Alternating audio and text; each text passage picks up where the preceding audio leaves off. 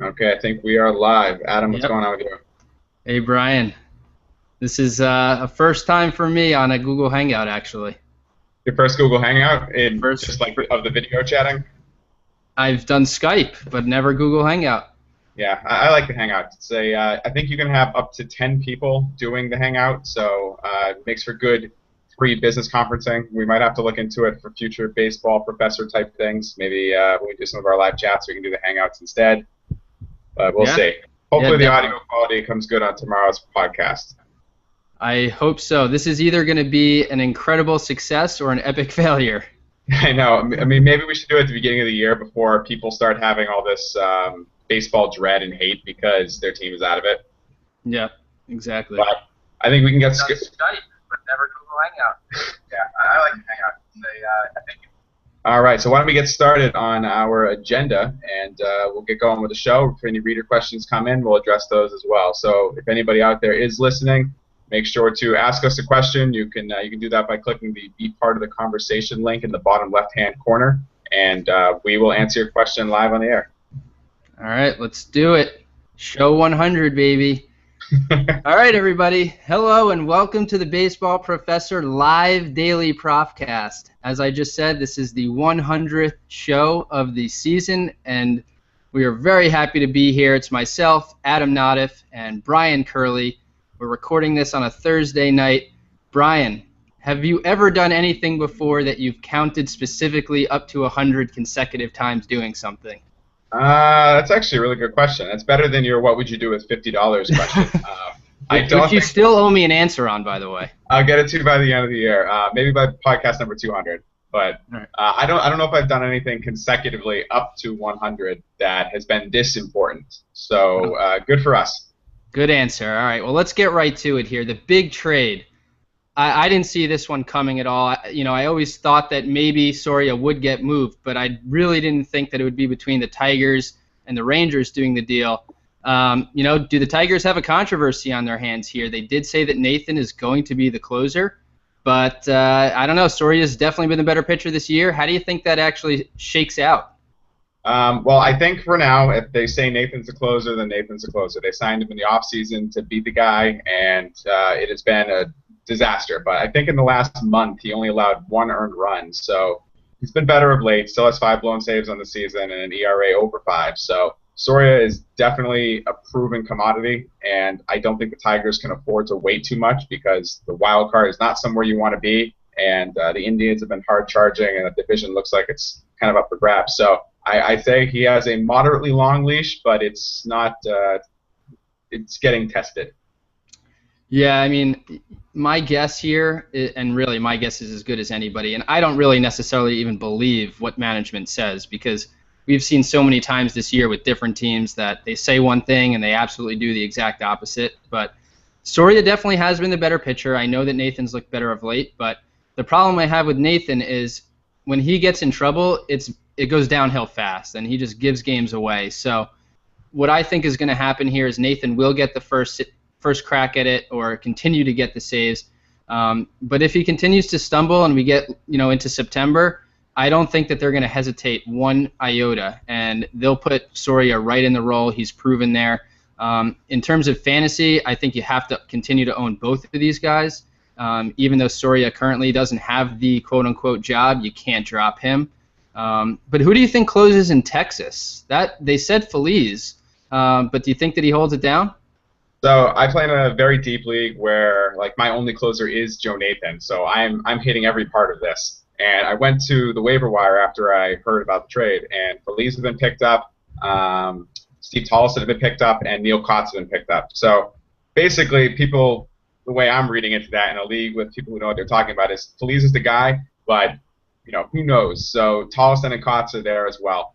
You have to own Feliz, but I would own those other two if you're really trying to speculate. I mean, we are 1 week before the trade deadline, and we're going to see relievers flying, and probably 2 or 3 different closer situations get like flipped on their head. So for now, just own anybody speculative that is even remotely close to getting saves if you need them, and that's the way you should proceed from here on out. I finally Yeah. dropped Antonio Bastardo though. You did? Okay. Yeah. Yeah, I mean, he does look like he's on the outside of the outside looking in. I mean, if the Phillies do make a trade, I still think it's going to be Giles. Why not? You might as well go with somebody young on that team. Yeah. And Bastardo, he's fine. I just don't think that they want him to be the long-term solution. I think Feliz will probably succeed in the role. He definitely has the stuff. The question was always injury. If I had to pick up somebody else, it probably would be Sean Tollison, only because I think that Kotz, he just puts too many guys on base.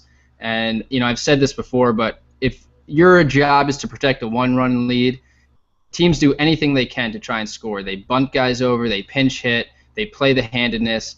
And if you're putting guys on base like Neil Kotz has been, then that's a recipe for disaster in the ninth inning. So he's much more suited for the even a high leverage late inning that isn't the ninth, because teams just play it a little bit differently. Yeah, and not to mention Texas is a team that's going nowhere. So they're almost like the Padres. Actually, they're worse than the Padres. Yeah, they are actually, which is pretty embarrassing given where they were. Yeah. Anyway, speaking of trades, there's a lot of interesting talk here. The Mariners, why the heck did they trade for Kendrys Morales when they could have just signed him? I know that Pryor hasn't been anything special, but he's supposed to be pretty good. I guess health might be the issue, but he was at one point kind of their future closer. Do you see anything to this, or just the Mariners being stupid and admitting a mistake that they made? Honestly, I don't understand what's going on with Seattle. I did some research before this because I was fascinated by their DH at first base situation, because they have a glut of what I would consider to be just lead-footed, mediocre to below-average sluggers. Like I made kind a of list. their thing. It's hanging above my computer here. They have Morales, Corey Hart, Jesus Montero, Justin Smoke, and Logan Morrison. Like all of those guys can only play first base, DH, and then maybe in Morrison's case a little bit of outfield. I guess maybe Hart can, limp around out there too. But Seattle first baseman and DH this year have combined for negative 1.2 WAR, and their OPS for both of them combined is 634 from your premier slugging positions. So I don't know why you would go after a guy like Morales. He's not been good. It's not like you're getting a guy who's been performing well. He's been bad for Minnesota, and he's going to be bad for them. It makes no sense to me. Yeah, it almost seems like someone in the front office was like, hey, wait a second. Everyone said we were supposed to sign Morales, and we forgot to do it. We might as well just do it. Like, there's no there's no logic. I don't get it one bit. But it actually isn't the worst thing that I've heard in terms of trading. Did you see what do you think was going through the minds of the Orioles when the Rockies were doing them the favor of allowing them to trade Gausman for Jorge De La Rosa? I mean, that must have been a pretty laughable trade offer that the Orioles received.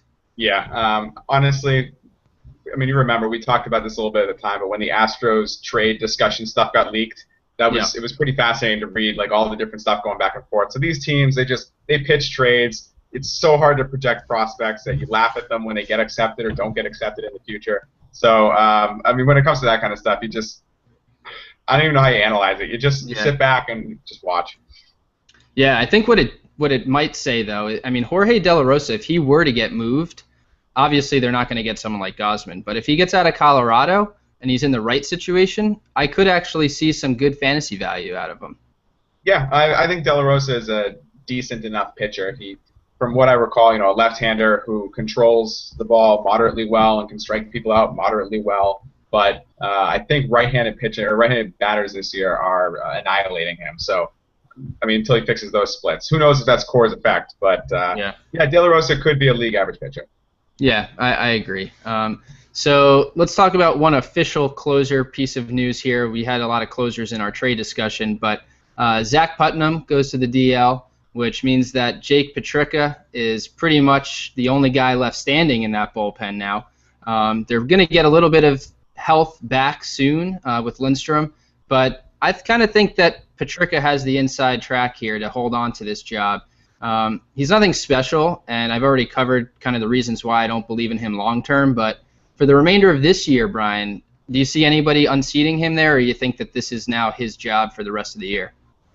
I would say it's probably his job for the rest of the year. I was looking at some of his profile the other day, because I'll admit I don't know a ton about Petricka, but he has extremely high ground ball rates, but he also throws the ball like in the mid-90s, can get it up there a little higher than that. He's had some control concerns, and his strikeout rate's been rebounding over the last couple months. So he has some, closer traits, like typical closer traits that you see, such as the high velocity and lack of control. But he also has some of those ground ball stuff that I like. It's not like you have Addison Reed with his fly ball tendencies or Ernesto Frieri with his fly ball tendencies. So I think Patricia could succeed, and I don't think the White Sox are going anywhere, so they might just see what they have in him. Yeah, that's how I see it. And in a dynasty league or anything like that, I'm not banking on this guy having the role next year. His numbers look good. There's really nothing wrong with the overall numbers, the ERA and the WHIP, but he's just not a special pitcher, not someone that I think that they see in their future plans. So temper expectations when you look at that ERA, especially for dynasty leagues where you might think that you have a future closer on your hand, but you really probably don't. So yeah. I wanted to circle back, though, on something that we talked about last night with Troy Tulowitzki and how we were saying maybe it's actually a good strategy to trade him. And in the Baseball Prof League, I actually started to look at some teams and see, what kind of deals maybe I could make. And I was going down the shortstop list, and I still couldn't find too many people that I would have been willing to trade him for. If you look at my rankings, I don't know if you have them up in front of you, but I was basically going down my own rankings, and I was saying, okay, I would trade him if I had the chance right now for Ian Desmond, Jose Reyes, probably Starlin Castro, even with the injury concern, Hanley Ramirez, but that one gets a little bit dicey for me. And then I got to Jimmy Rollins, and I said, I think I would actually trade Tulowitzki right now for Jimmy Rollins. Would you agree with that? Are we talking just purely rest of season value, not this like I'm in the playoffs in a head-to-head league type of stuff? Yeah, this is like you have Tulowitzki, you're trying to make the playoffs in a head-to-head league, and you're currently on the cusp. Yeah, you would have to, I think. I mean, you wouldn't have to, but it looks like from what I've read, Tulo's probably not going to be ready for his 2-week, 15-day DL stint when it's finally up. So he probably need a little extra time. This is something that's bugged him, and Colorado, again, not going anywhere, so why would you risk it if you're them? Let him sit out the extra week. Unfortunately, if you're making a push for the playoffs, that extra week is 20% of the rest of the season. So That's a big deal. But yeah, I would do all of those trades. I think that you mentioned. You got to swallow your pride sometimes when you want to win. I sucked it up today, and this is. We'll get back to Tulo, but this is a trade I actually made this morning because I was struggling in the power department in one league. I traded away Kyle Seager and Shin-Soo Choo for Torrey Hunter and Marlon Byrd. Preseason, never would do that trade, but right now I got more power, more RBIs, same batting average, same steals, and more runs. But I had to give up Shin-Soo Choo, who I picked in the 3rd round of that league, or 4th round in that league, and I got Marlon Byrd and Torrey Hunter. That's a good deal. I know I it's like a that good deal numbers wise, but I had to suck it up, and that's what you got to do if you have Tulo. You have to suck it up. You have to suck it up, and you know what? At this point in the season, especially, really any time, I think, the round that you drafted a player means nothing anymore. Absolutely. We're far enough in the season where we're closer to next year's round value than this year's. Yeah. So you got to start looking at look at that as a better reference if you want to talk about draft round. But we talked about this, Jake and myself, a few days ago. Torrey Hunter is criminally underrated right now. People just think he's this old, crusty guy who isn't productive anymore, but that's just simply not true. He's been really good, better than Shin-Soo Choo. I'm gonna try to pull up his overall rank in this league that I'm in, but I want to say he's a top 75 player right now. And Torrey Hunter? Yeah. Yeah, I'm pretty sure he's a top 30 outfielder, maybe even top 25. So I don't know what kind of league you play in specifically, but I'm sure he's up there. Ranked 79th on the year, which would put him right around that range that you're talking about. 275 average. The 14 home runs is the surprising part to me. I didn't think he had that much power left. It puts him on a 20 home run pace the rest of the year, for the full season. But he's not great anywhere, but he's not bad anywhere. And my outfield currently was struggling with another guy that I was all in on this year, which is Carlos Beltran. So I can't just keep putting Beltran and Choo in my outfield every day. Yeah, you really can't, especially Beltran. He's been really bad. Guy I think the injuries are just taking a toll on him. That's the problem there. I don't think the skills necessarily went anywhere. Just battling too many injuries. But let's move on. So yesterday we were going to cover some hitters that we thought maybe were going to regress, that maybe it makes them good trade candidates, but for whatever reason, we just don't think that they're going to quite hold up for the rest of the season. So there's a few guys that come to my mind, but who would you like to name as players that you think are going to regress for the remaining 6 to 8 weeks or so? I got a few. We mentioned him briefly yesterday, but Victor Martinez, I think his value is still high enough because of all the power that he had early in the year, and I think he's still hitting well enough, multi-hit games every once in a while, a couple a week. So his batting average is still up there, the RBIs are still up there, and the power still looks good. I think you can probably move him and get somebody good. I would only anticipate him hitting 6 or 7 home runs, 7 home runs the rest of the year, maybe, which it's not the I think you can get more value for him than that. Did you just start a lawnmower? I don't know what happened. Something went on behind me. They might be doing some maintenance work. I'm going to unplug something, though. Let's see.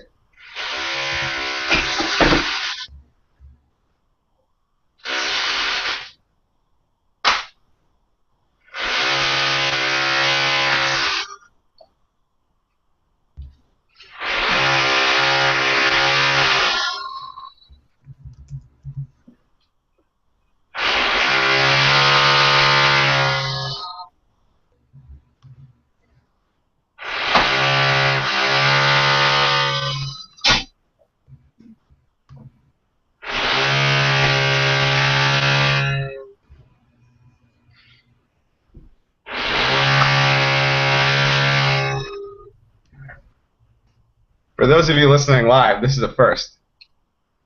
Yeah. It's all right. That's all right. I have no idea what it is. For those of you, though, like I said, listening live, this is what happens on almost every show, like some weird little thing like this, and George Fotopoulos does a great job editing it out. So today the live listeners don't get that, but the show must go on. I think it stopped, too. That's okay. Yep, so they get the behind-the-scenes look here. So Victor Martinez, you think the power is gonna slowly decline here?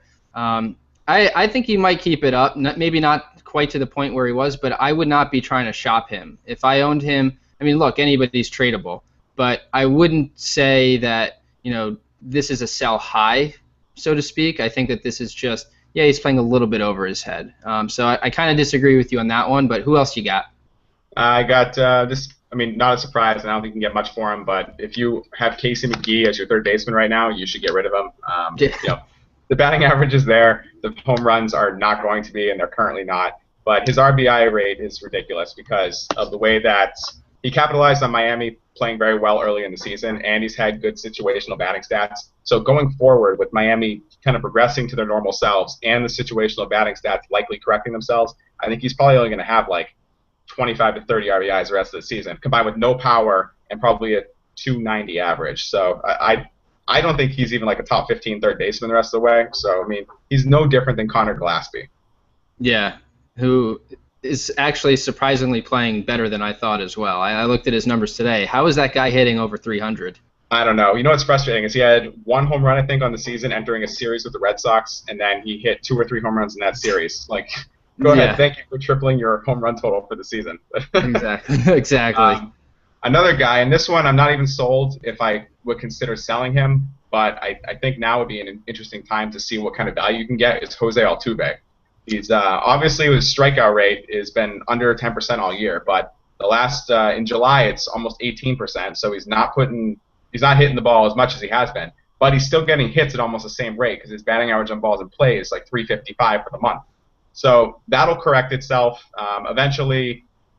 He's got 41 steals in the season. He hasn't run in a while. I wonder right now. I mean, if you need steals, you have to keep them. But what kind of player do you think you can get for Altuve? He's been a top 15 player all season. Yeah, I mean, the tough thing with Altuve is, and really any player like this, when so much of your value is driven by steals, it's like you either have to trade with a fantasy player who needs steals, which kind of limits the teams that you have available to trade with, or you have to be in a position where you don't need steals anymore. So this is such a needs-based kind of a trade for me that it's almost impossible to answer. But would I trade Altuve for a top 30 hitter? Most of them, yeah, probably. Yeah, probably. But again, though, the thing is, if I own Altuve, I've probably been relying on that speed all year. So I think what it probably does for you more than anything is opens up an opportunity to trade someone else on your roster Yeah. who is now expendable that before wasn't. So Altuve's just been so good, and the thing that I really like about him is just the hit tool itself. Even if you take out the steals, that doesn't help you in fantasy. But anytime you look at the box score and you see the Astros facing an awesome pitcher, sure enough, Altuve has a 2-hit game, and he's just immune to good pitching. And we talked about this yesterday when we were going over Pedroia, but for next year, where would you rank Altuve? Like, you wouldn't have him Yeah, over Cano, but would you no, have him? Would you have him over Kipnis, I still would not. Ian Um, Kinsler? I No, I wouldn't. You? Um, I would put Kinsler over Altuve. What about Rendon, Daniel Murphy, or Pedroia? Any of them go over Altuve, I or are we think putting Altuve fourth? I think I would have Altuve ahead of Pedroia. I think I would have Rendon above Altuve. Daniel Murphy, I think I'd take Altuve over him. I think I agree with putting Rendon over him, just because the power has more value than speed. But clearly, Altuve is going to steal more bases than Rendon's going to hit homers. So Yeah, and I mean, there could be, a substantial difference in batting average there as well. yeah, there could be actually. So that's another thing. I mean, as great as Rendon has been, he is hitting what, like 270, 275. So nothing bad about that at all. But with Altuve, you're getting a 300 plus hitter. And in this day and age, that's a huge deal, more so than it was 5 years ago. Yeah, definitely. A couple other players I had on the list. Dustin Pedroia, we talked about him yesterday. I think there's still some name value there. Also, Shin-Soo Choo, who I just mentioned that I traded. So I think there's a little bit of name value there too. And I think more so with Choo. I think people still think Choo can turn around. I don't know why they necessarily have this faith, but I don't know. I still think you can get something for Choo. JD Martinez, I would also sell on. I think he's been coming Yes. back to earth over the last week or two, and then maybe a touch before the All-Star break. But his numbers for the season are still high enough where you can definitely get something good for him. I completely agree. I don't know why people are in love with JD Martinez right now. He was so good for a period of time. He was He hitting was. like 2-3 hits a game, homers everywhere. It was awesome. I can't deny that, but I think it was awesome in the same way of Juan Francisco hitting a lot of home runs. Like, this is not the kind of player that's going to carry an offense. There's a reason why he was a free agent, designated for assignment, or whatever it was last year. Do I wish that the Mets had picked him up for nothing instead of signing Chris Young for $8 million? Sure, I do. But that doesn't mean he's a good fantasy player. He had a great run, and if you can sell him right now and capitalize, look, if you could trade him for Torrey Hunter, I would do that in a second. Yeah, I would absolutely take Torrey Hunter there. I'm not sure you could get that, but I would absolutely do it. You might though, like with the way that people talk about JD Martinez right now, you really might be able to get it. So one guy I wanted to ask you about, because I know that you're the flag carrier here, is Josh Donaldson has had a really up and down season. Do you think that he was going through some kind of a funk with an injury or something? Like, he was even sitting a little bit. What do you see out of him the rest of the way? Do you still feel really strongly about him? Yeah, I don't like playing the was he injured game because, I mean, everybody's banged up and there's no real way to tell in my opinion. But Donaldson still had the power. His batting average has been down, obviously. I think there's too many good things there that I'm going to call it a bad month. He only had one bad month last year, and maybe he went through it this year. So I don't think you can sell him, and I still think you have to have faith in him moving forward. So I kind of feel like he's a set it and forget it kind of guy. Yeah, probably is. It was a pretty awful month, though. Worse than bad, but Yeah, I it kind was of, worse. yeah. I own it in all my leagues, so I know how bad it was. He tested you. I mean, there's a point in time with a lot of players in fantasy where you do continue to start them, but at the bat, in like your gut, you're like, something's wrong here. And if I could move this guy, I would. And Josh Donaldson, I guess he didn't quite get to that point with me, but you kind of know the feeling I'm talking about, where you're like, this is not looking so good, and I think it might keep up like this. So, again, I didn't get there with Donaldson, but it got pretty close. So Adam, we have a live listener question. Oh, awesome. Yes, Let's do it. it's from Daquan. Daquan says, which player would you rather have in a 16-team dynasty league, Kemp or Verlander? Kemp would be a bench or utility bat, and Verlander's been riding the bench. So why don't we kick it to you first? Would you rather have Kemp or Verlander here? I'm going Kemp. It's a 16-team league dynasty. Verlander, he's at the twilight of his career. He's maybe even beyond that at this point. I'm not buying the few quality starts that he's had lately as any kind of a resurgence towards being an ace. I think that he's just the definition of mediocre with more risk than a normal mediocre pitcher. Kemp, nothing special himself, but I think that you still get to squeeze out a little bit more value. 16-team league, the upside of Kemp alone, even though I know we probably have been saying that for 2 years now, and it hasn't materialized. To me, that upside just makes it worth it a little bit. And really, the last point is that I'd kind of always rather lean towards the hitter than the pitcher because, I mean, we've seen Verlander stay healthy for the most part throughout his career, but he did break down last year, and I think he had some surgery, so it just doesn't look good for him going forward. So I'd rather have Kemp in a dynasty league. Yeah, you nailed it with the last point. Being a batter, he obviously has that upside of not deteriorating as quickly because pitchers, like the velocity is always downhill. The injuries pile up. The arm gets sore. Arm gets old. And we're seeing that with Verlander now. But with Kemp, maybe a good season, he rebounds, kind of gets healthy or in some way. Might not have the same athleticism, but maybe he gets some power back and he becomes a 30 home run guy all of a sudden. I think that there's more potential there. So. Pretty easily Kemp in my opinion.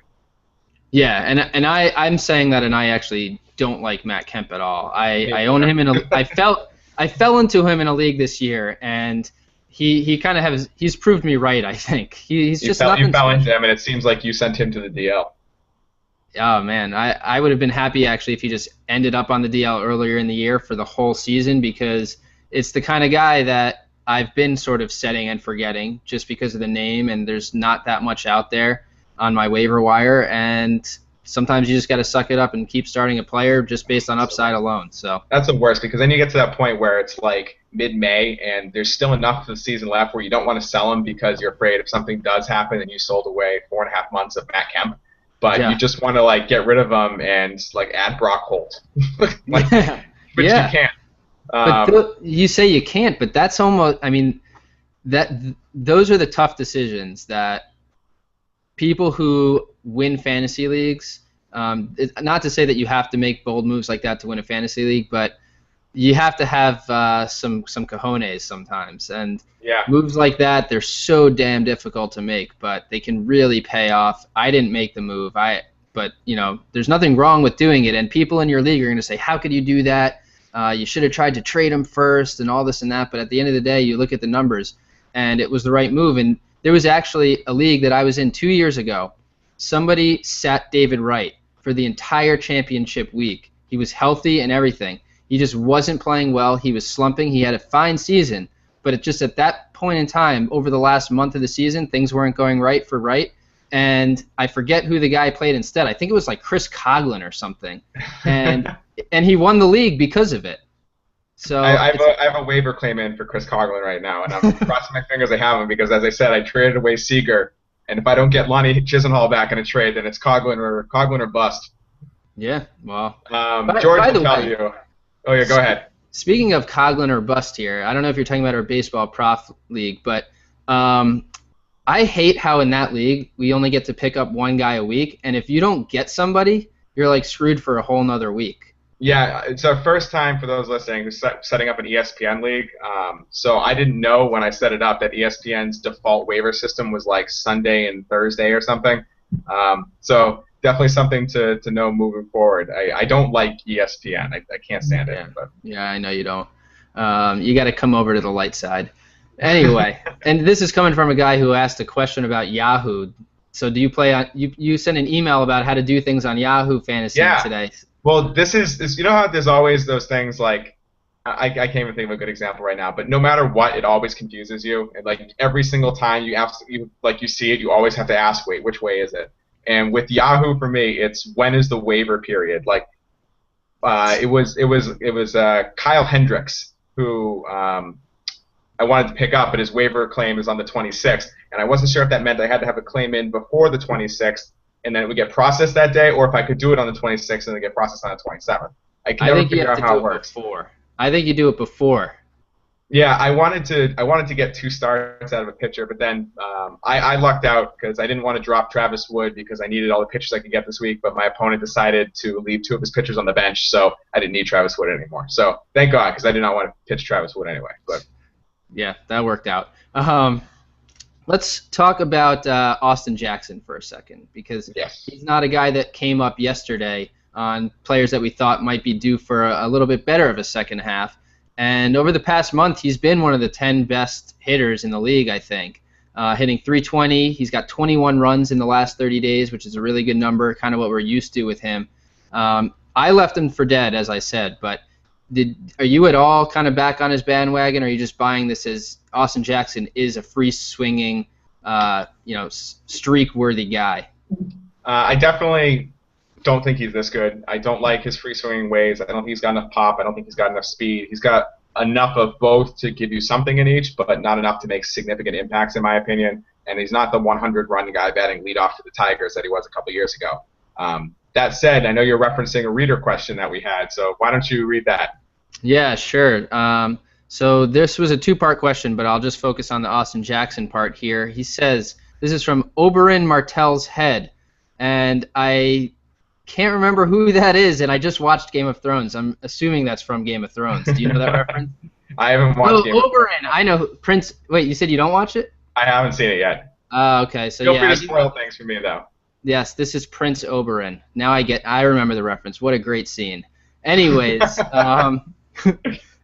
he says, Austin Jackson has been tearing it up lately at the top of Detroit's lineup. Is this real? Some were high on him going into the season, or just a mirage? Could you do an either-or on Jackson? And the players that he wants us to compare Jackson to, first is Marcell Ozuna.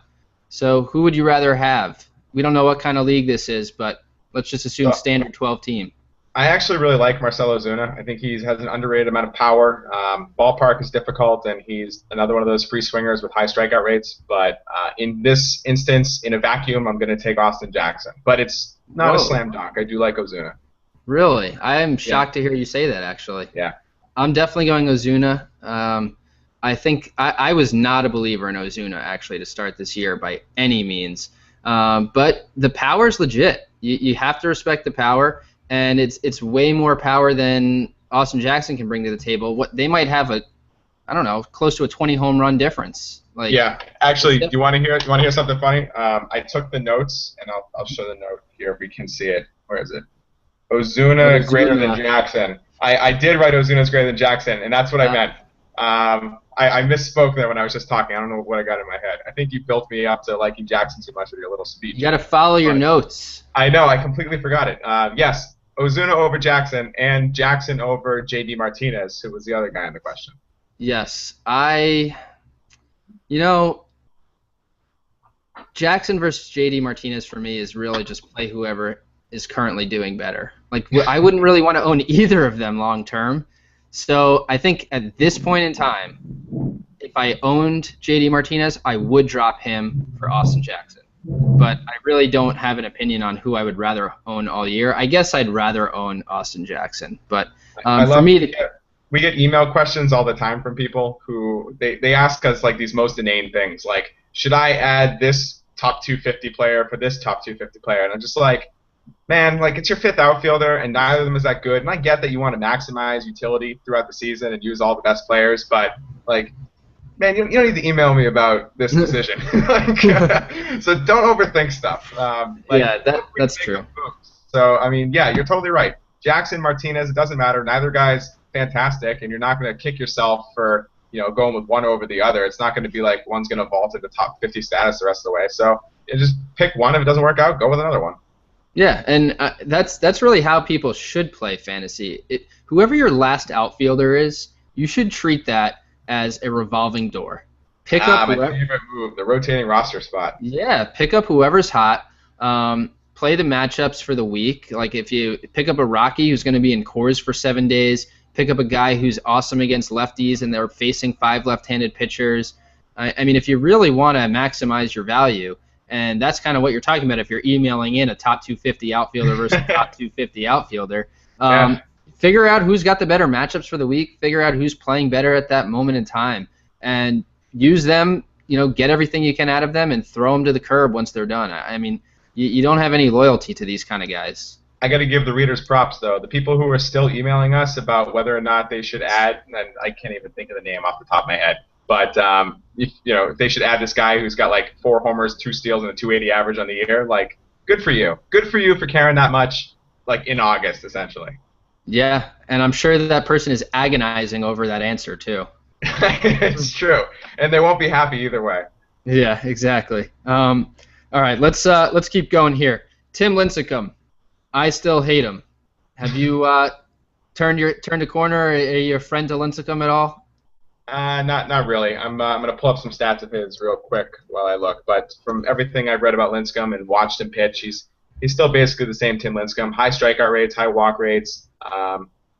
He's interesting because I feel like in any given moment he could be very good for a stretch of time. Like he's got that much dominant stuff, and I'm gonna hate myself because I've been all over the map with sports last week. But he threw a no-hitter this year, right?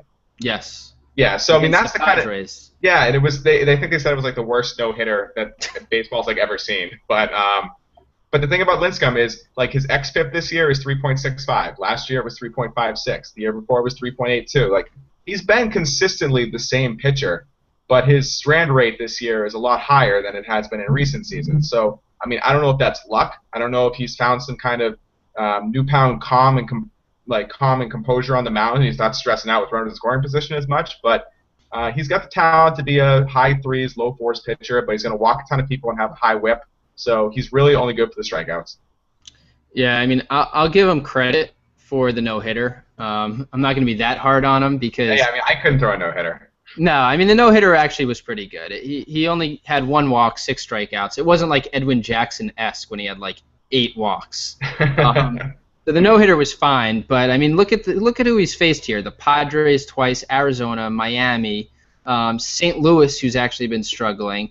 This is the stretch of teams that he's gone through lately when he's put together this little run here. And I mean, you have to give credit where credit is due, but basically the statement you made about any pitcher could kind of get hot at any given time is sort of exactly how I look at this. Like, look at Odrisamer Despaigne, for example. Like, are we going to say? Yeah, I mean, are we going to say that he's all of a sudden awesome because he's had 6 good starts, and that's basically what Tim Lincecum's done? And you got to throw that. He was the subject of one of those reader questions. Like somebody asked, really?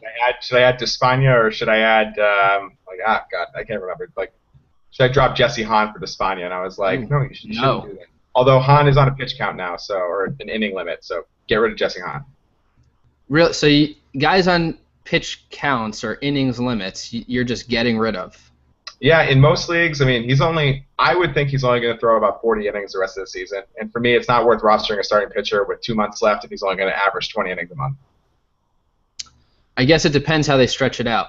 If it's 40 innings and then he's done and shut down, I would disagree with you. Yeah, I would agree there. Get rid of him in September then. Yeah. So it depends how they use him. But Jesse Hahn's been a nice little surprise. If I knew that he was going to make as many starts going forward as Tim Lincecum, I'd rather have Hahn. Me too. What about Cliff Lee? That's a guy that you wrote about. I like how you bucketed pitchers into better than Lee, the same as Lee, and a little bit worse than Lee. You really still like him. You believe in him. You don't think that he's got any lingering elbow issues. The last start that he had out, you think that was just rust? Well, admittedly, I did that post and did those rankings before his last start, and then I saw him go out there and max out at 90 miles an hour as opposed to like 93 or so.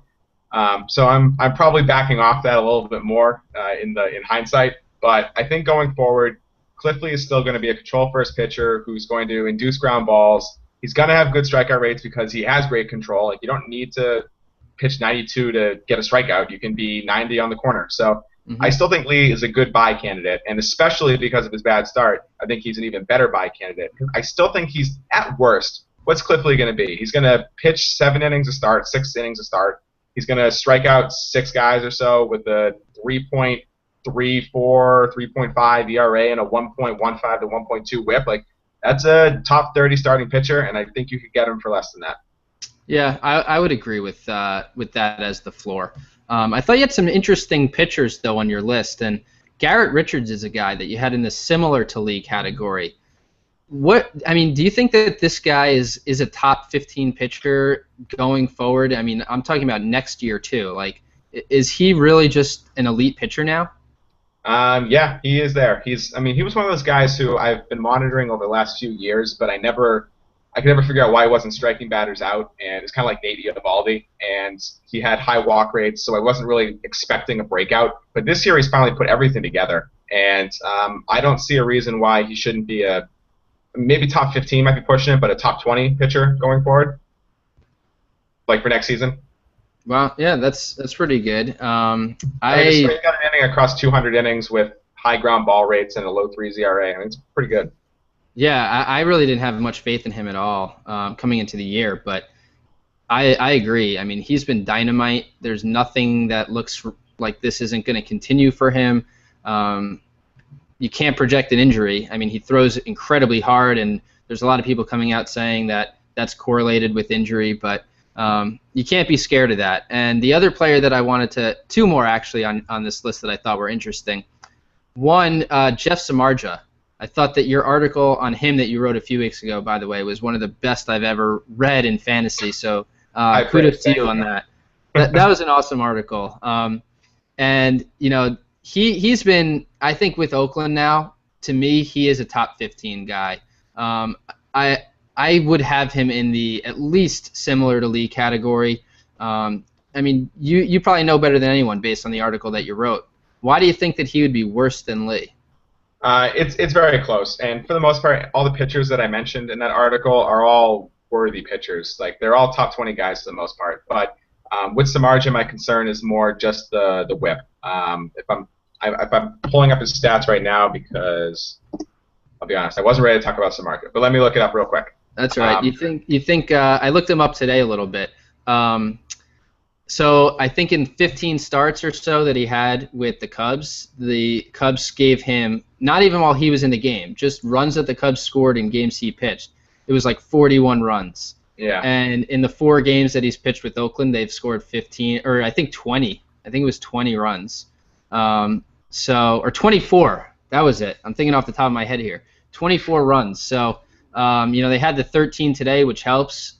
But I think he's going to be awesome, like one of the top, maybe even 10 pitchers going forward. Yeah, if I had to re-rank them right now in the wake of Lee's first start, I would put him above Lee. Samardzija's whip is probably going to settle in around 1.18, which is good, but again, I'm projecting Lee more for 1.1 or a little bit lower. Not anymore, but when I did it at the time. And Samardzija's he's just a great pitcher. Strikeout rate's a little bit down. So is his control, like his walk rate. So you have to wonder if maybe he's trying to pitch to contact a little bit more, as much as I hate that expression. But, I mean, when the two happen, that means batters are not going as deep into counts. So I just think he's probably going to be a low 3 ERA guy with a 1.18 whip and almost a strikeout an inning. So solid everywhere, not great anywhere. All right, so the other pitcher that I want to ask you about, Jake Arrieta. If you had to pick one side of this equation, that he's a top 20 pitcher next year, or let's say, all right, top 20, I don't know how to ask this, top 20 or between like 60 and 75. You know what I'm trying to say here? Sorry, I'm laughing. Are you wearing a crown on purpose? I am wearing a crown on purpose. Please repeat the question. All right, Arrieta, what do you think's more likely of him next year? He is a top 20 pitcher, or he's in the top 75 but not better than 60? So why don't we say if he's top 25 or in the 50 to 75 range, like those two extremes? I think it's more likely he's a top 25 pitcher. So you believe you're all in? I'm mostly in. Like I'd suppose if Jake Arrieta was a pool, I'm like in the 4-foot depth. Okay. But that's still pretty high because I'm only like 5'7". Ah, yeah, that's much higher than me, 6 feet. So for me, I'd be in the top 50 range, I think. Yeah, if we were talking if ranks were pool depths. Yeah, that we might be starting a new trend there, but probably not. Anyway, so that good group of pitchers there. Cliff Lee, though, to circle and just finish that off.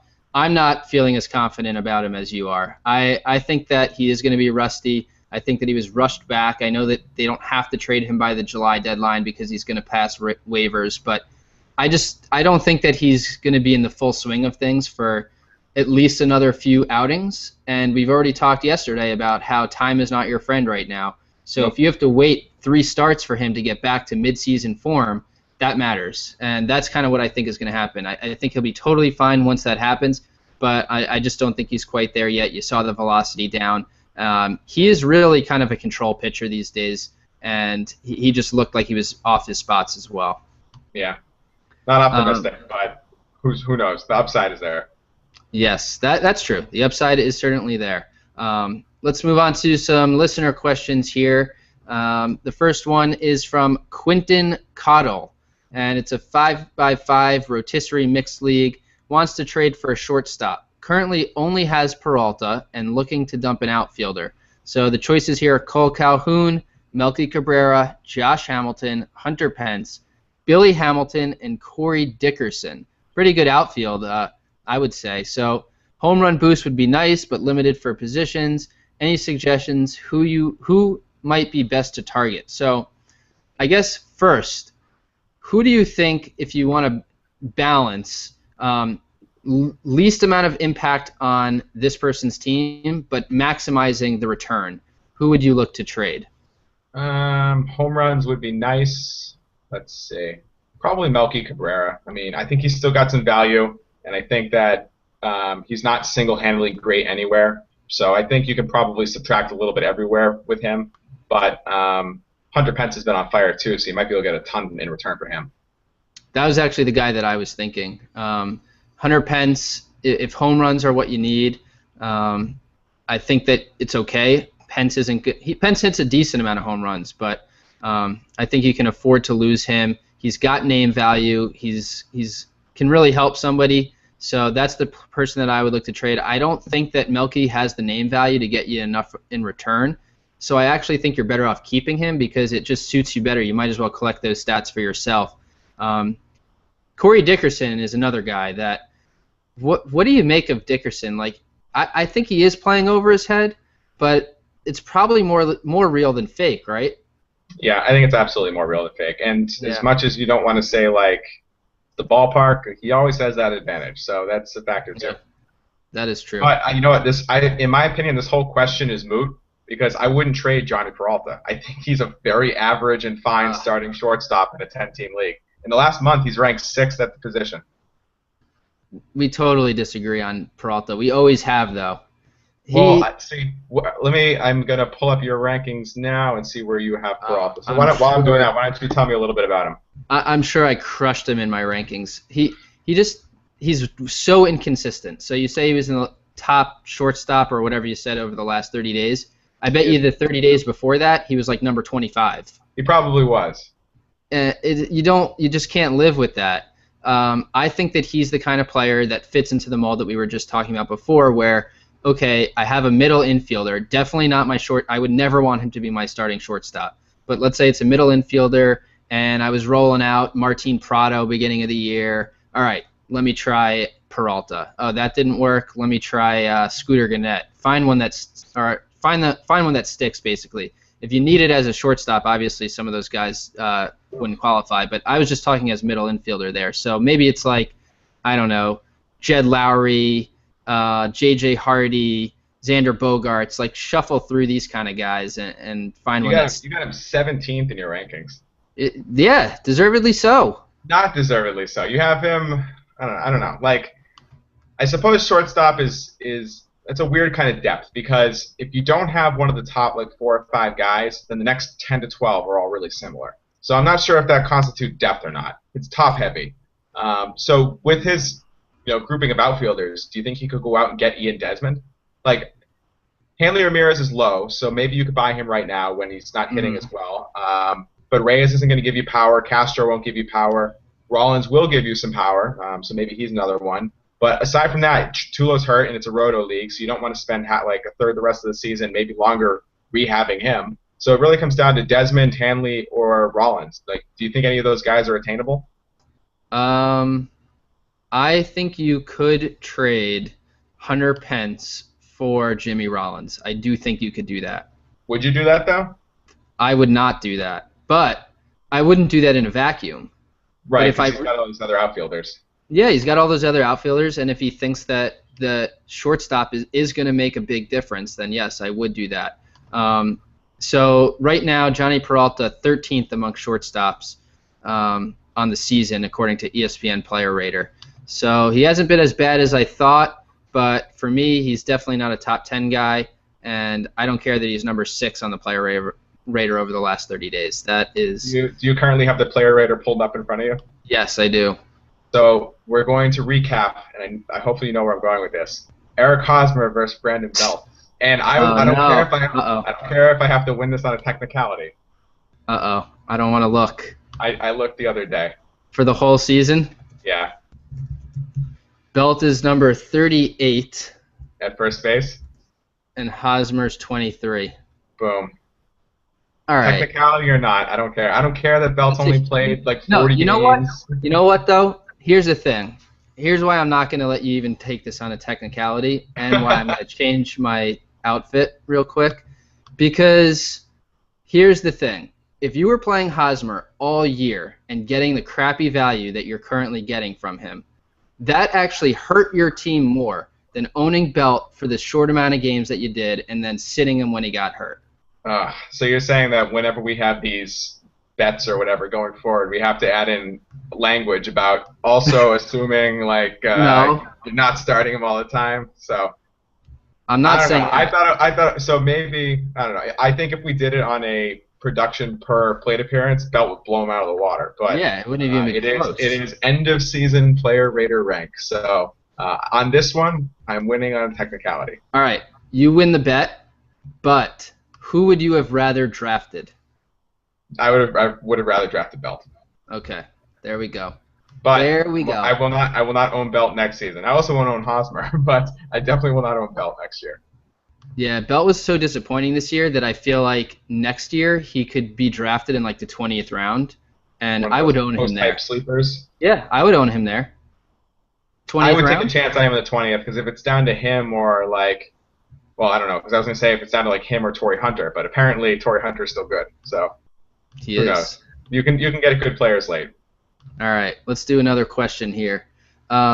This one is from the second part, actually, from Oberyn Martell's head, and it's a head-to-head 10-team keeper auction draft.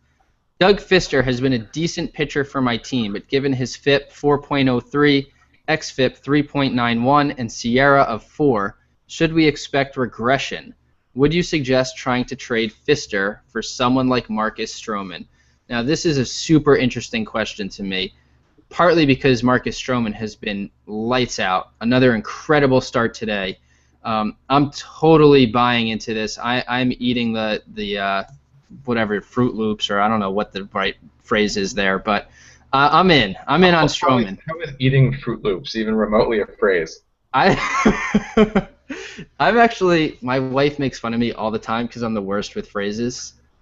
I think you said cooking. You said cooking with grease yesterday. I thought that's a good one. I thought it was cooking with kerosene, but I could be wrong. No, well, on Duck Dynasty they cook with peanut oil. I don't think we should be comparing things to Duck Dynasty, but that's probably true. To the question at hand, Stroman versus Fister.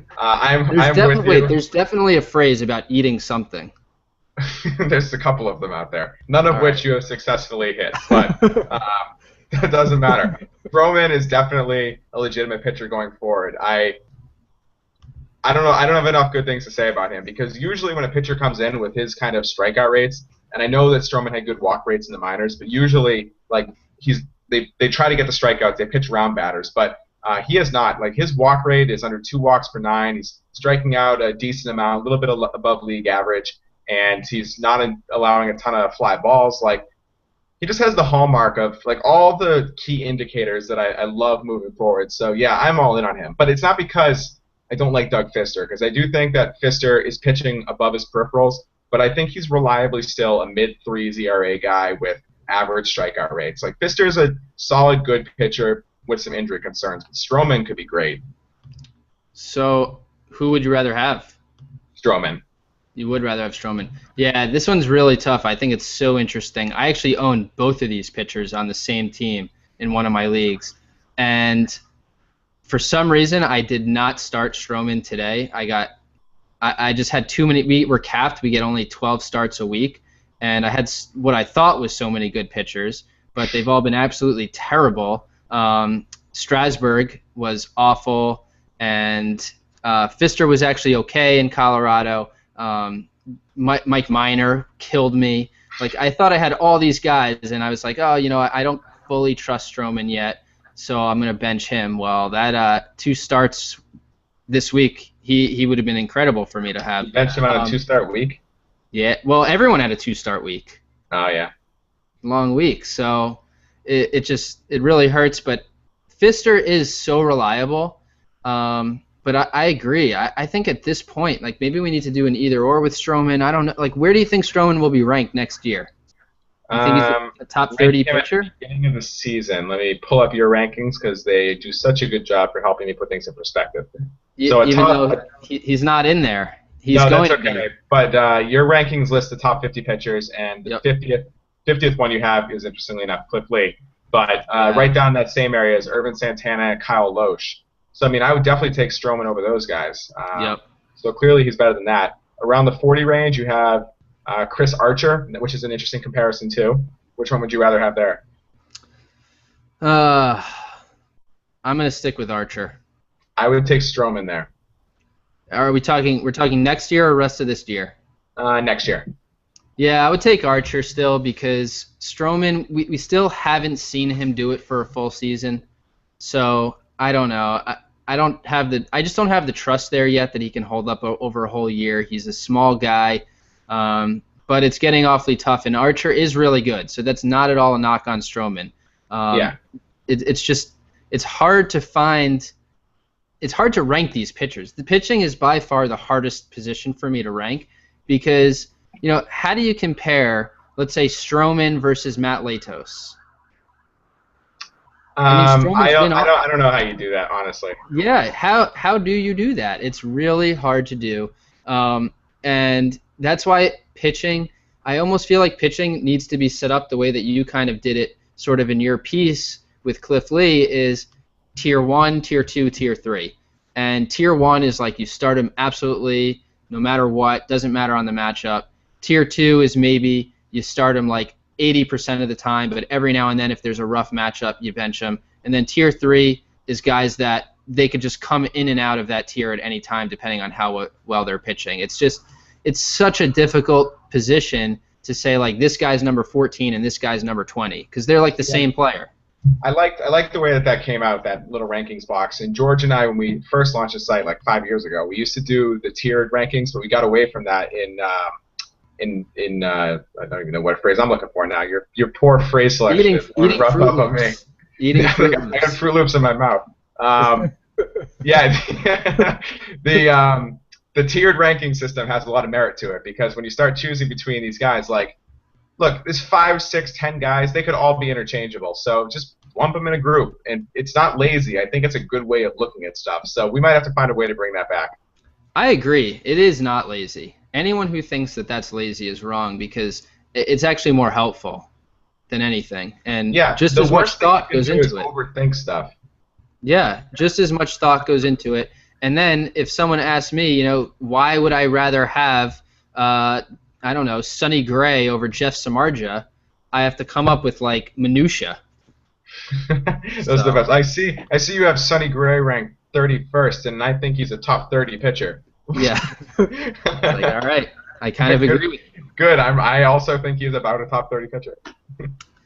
All right. Well, Bryan, that does it all for the 100th show here.